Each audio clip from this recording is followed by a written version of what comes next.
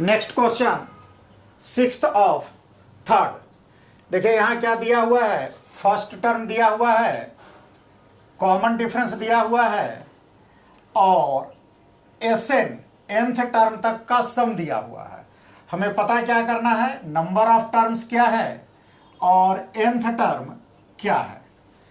तो आइए हम चलते हैं एसएन टर्म से सॉल्यूशन। वी हैव दैट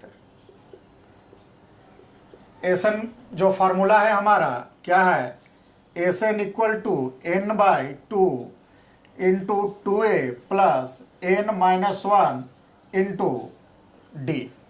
अब देखिए एसएन के जगह हम क्या लिखते हैं 90, यानी 90 इक्वल टू n तो हमें पता करना है, इसलिए n को n ही रहने देते हैं, n बाई 2 इंटू 2 a का वैल्यू हमें दिया हुआ है 2 क्वेश्चन में, देखिए तो इसलिए a का वैल्यू 2 रख दिए प्लस n हमें ज्ञात करना है इसलिए n माइनस 1 और d का वैल्यू भी हमें दिया हुआ है 8।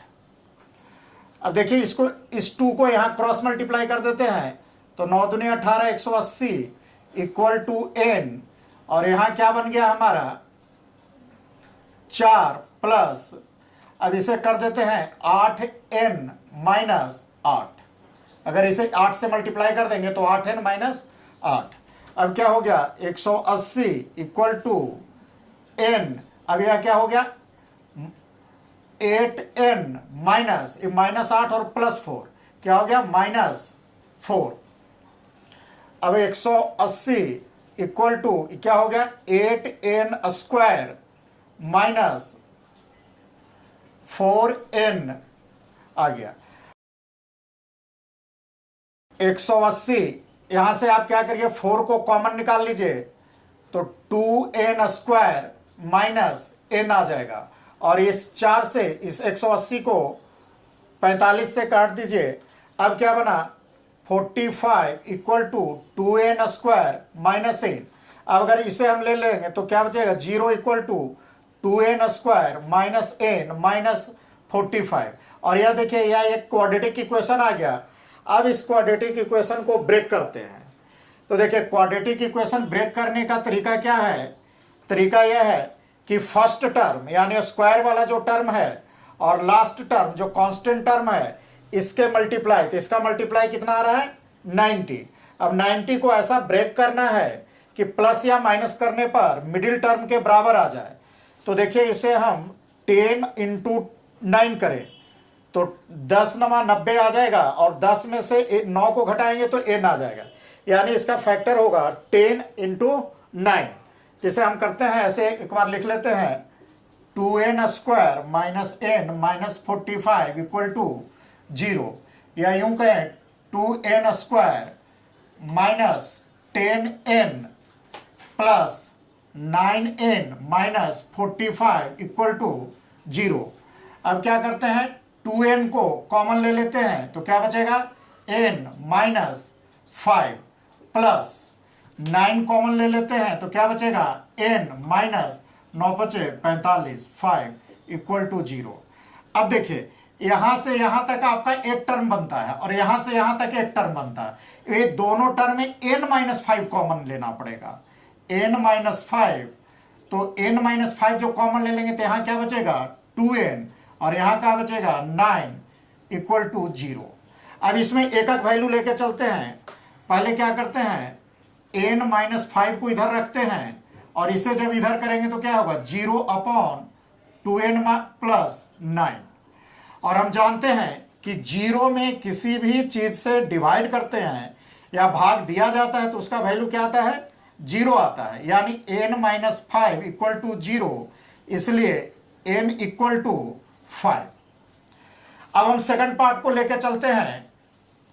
अगर हम ऐसा करें 2n प्लस 9 को लेफ्ट साइड में रखें और n माइनस 5 को राइट साइड में डिवाइड करते हैं तो क्या बनेगा 2n प्लस 9 इक्वल टू 0, इसलिए 2n इक्वल टू माइनस 9, इसलिए n equal to minus 9 by 2, यानी 4.5 माइनस में लेकिन अब ध्यान देने वाली बात है, एन क्या है? नंबर ऑफ टर्म, यानी टर्मों की संख्या है। जैसे कि एक पहला टर्म, दूसरा टर्म, तीसरा टर्म।